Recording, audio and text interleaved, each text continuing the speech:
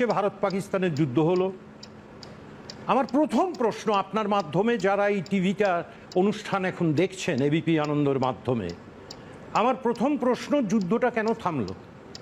আপনি সুমনবাবু কোথা থেকে প্রথম খবর পেলেন যুদ্ধ থেমে গেছে? সিজ ফায়ার কার কাছ থেকে? ডোনাল্ড ট্রাম্প, আমেরিকার রাষ্ট্রপতি।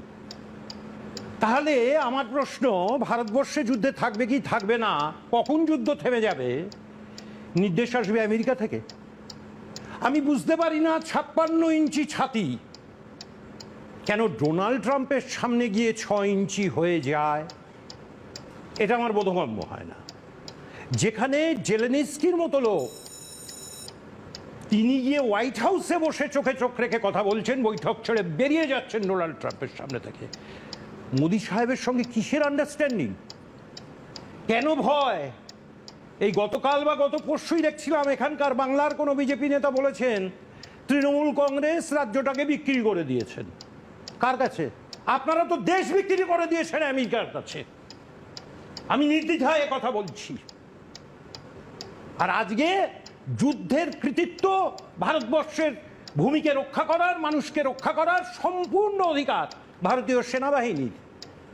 জেনে খুশি হলাম আজকে নরেন্দ্র মোদীর বক্তৃতা শুনে, তিনি আগামী দিনে যুদ্ধ হলে আর সেনাবাহিনীর দরকার নেই, তিনি একাই সেনাপতি, তিনিই যুদ্ধে চলে যাবেন।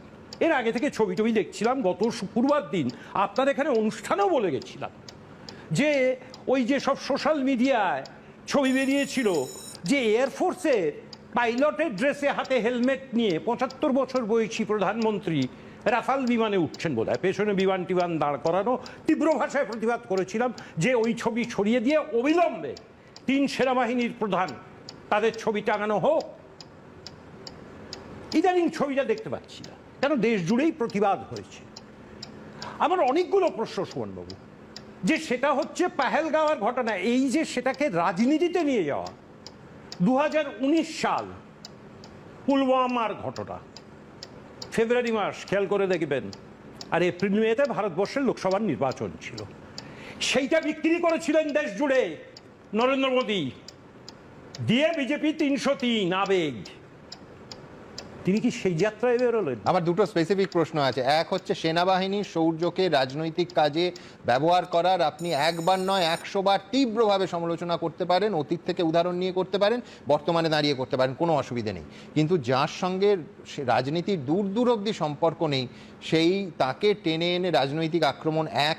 এবং দুই হচ্ছে আপনার মতামতের সঙ্গে অভিষেক বন্দ্যোপাধ্যায়, যিনি এই মুহূর্তে বাইরে আছেন, বিদেশে একটার পর একটা সাংবাদিক সম্মেলন করে বিদেশের মাটিতে দাঁড়িয়ে সবাইকে বোঝাচ্ছেন সেই শৌর্যের কথা।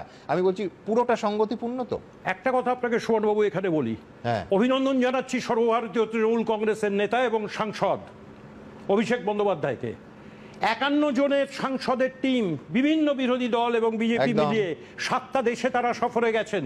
অভিষেক বন্দ্যোপাধ্যায়ের ওপর দায়িত্ব, তিনি গেছেন জাপান থেকে দক্ষিণ কোরিয়া থেকে ইন্দোনেশিয়া ইত্যাদি। সেখানে তার যে বক্তব্য যে তৃণমূল কংগ্রেস দেশের বিপদে, প্রধানমন্ত্রীর পাশে আছে।